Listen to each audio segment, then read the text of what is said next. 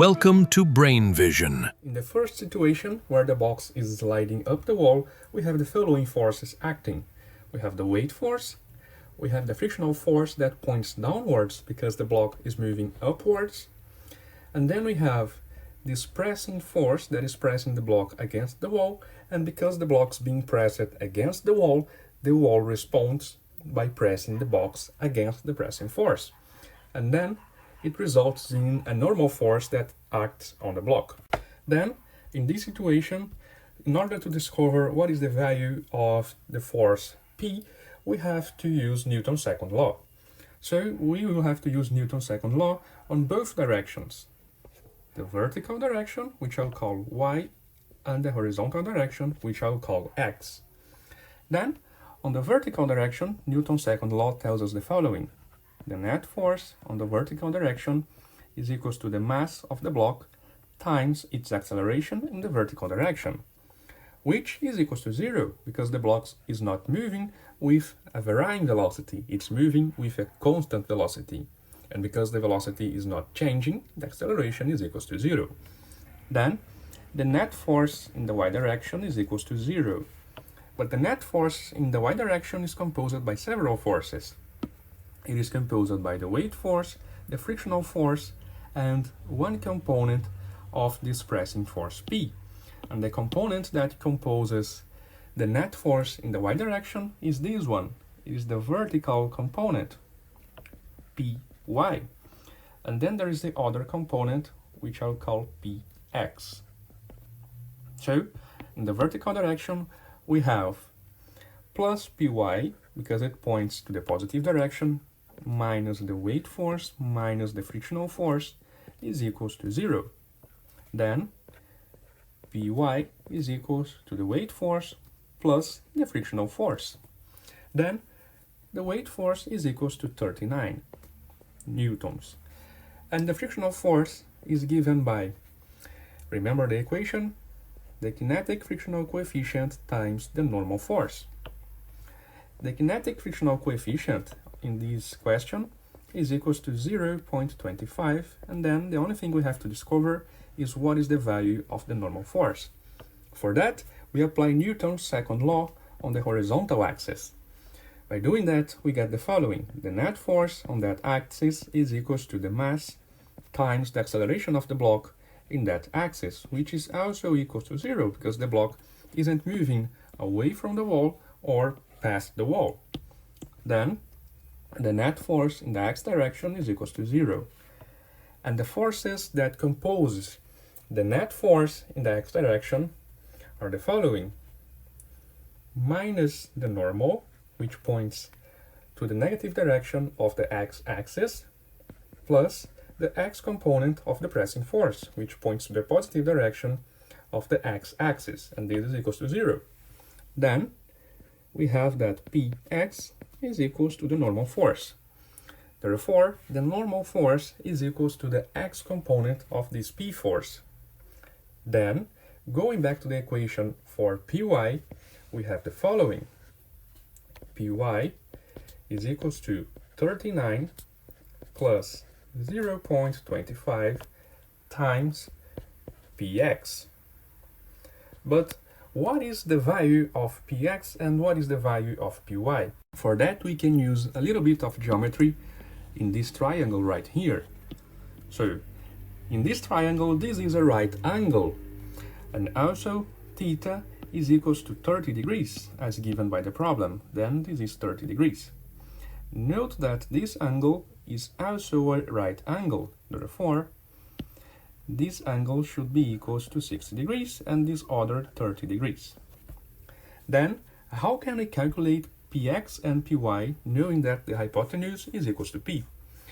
This is not that difficult. Just use the sine and the cosine. So let me use the sine of 30 degrees. So the sine of 30 degrees is equals to the opposite side of the triangle, in this case Px divided by the hypotenuse. Then Px is equals to P times the sine of 30 degrees. Now, using the cosine of 30 degrees, we get the following. The cosine is equals to the adjacent side of the triangle, so py, divided by the hypotenuse p. Then py is equals to p times the cosine of 30 degrees. Now, using these equations that we had just derived in our equation for p, we get the following. P times the cosine of 30 is equals to 39 plus 0.25 times p times the sine of 30. Then we can send this term to the other side to get the following. P times the cosine of 30 minus 0.25 times p times the sine of 30 is equals to 39. Then, factoring out p, we have that p times the cosine of 30 degrees minus 0.25 times the sine of 30 degrees is equals to 39. Finally, p is equals to 39 divided by the cosine of 30 degrees minus 0.25 times the sine of 30 degrees.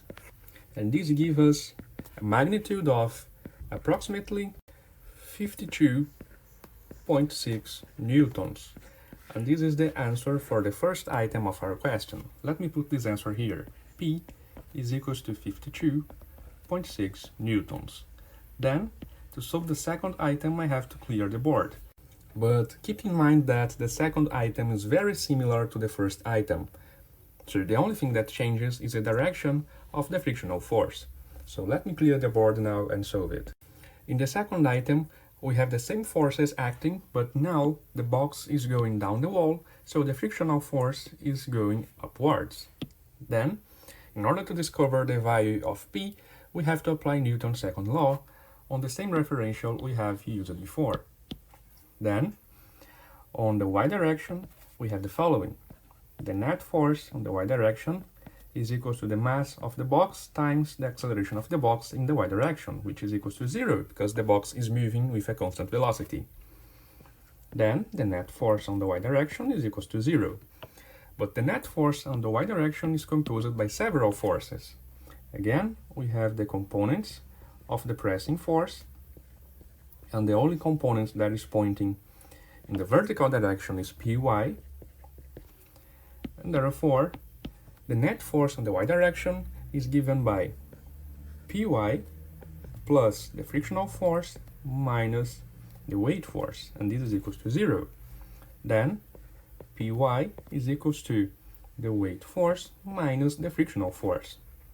But remember that the frictional force is equals to the kinetic frictional coefficient times the normal force. Then Py is equals to 39, which is the weight force, minus 0.25, which is the kinetic frictional coefficient, times the normal force. Then we have to calculate the normal force. And how can we do that? We can do that by using Newton's second law on the x direction. In this direction, Newton's second law tells us that the net force is equals to the mass of the box times the acceleration of the box in this direction. This acceleration is again equals to 0, because the box is not moving past the wall or moving away from the wall. Then, the net force in the x direction is equals to 0. Now, note that the net force in the x direction is composed by two forces. We have the normal force pointing to the negative direction, and we have px pointing to the positive direction. So, px minus the normal force is equals to 0.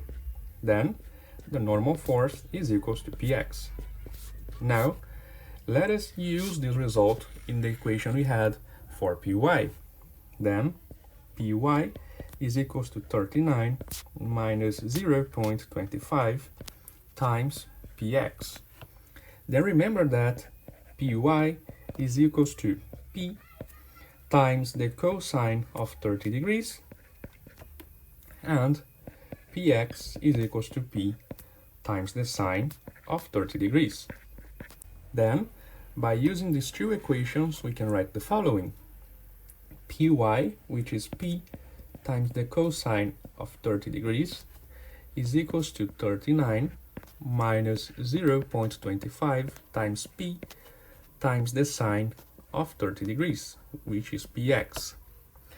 Then we can send this term to the other side, so p times the cosine of 30 plus 0.25 times p times the sine of 30 is equals to 39. Then, factoring out p, we get that p times the cosine of 30 degrees plus 0.25 times the sine of 30 degrees is equals to 39. Finally, p is equals to 39 divided by the cosine of 30 degrees plus 0.25 times the sine of 30 degrees. And this results in a pressing force with a magnitude of approximately 39.4 newtons. And this is the answer to the second item.